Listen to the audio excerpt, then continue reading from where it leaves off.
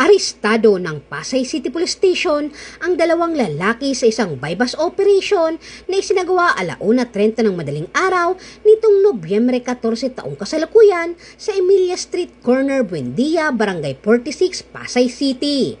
Kinilala ang mga sospek na sina alias Ega, 39 anyos, at isang 20 anyos na lalaki na kinilalang sa alias Paul na kapwa sila walang trabaho at tinutukoy bilang bagong street-level individual.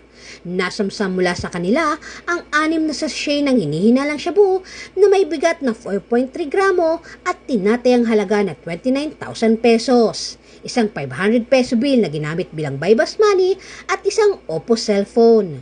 Nasa kustudiya na ng pulisya ang mga sospek habang ang mga ebidensya ay isinumiti na sa Southern Police District Forensic Unit para sa pagsusuri.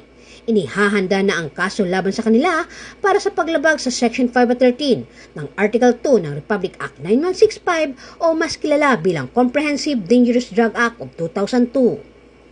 Mula dito sa Camp Bagong Diwa, Bikutan, Taguig City, ako po ang inyong PNN correspondent, Patrolwoman Ivy Corporal, alagad ng batas, tagataguyod ng Balitang Pulis.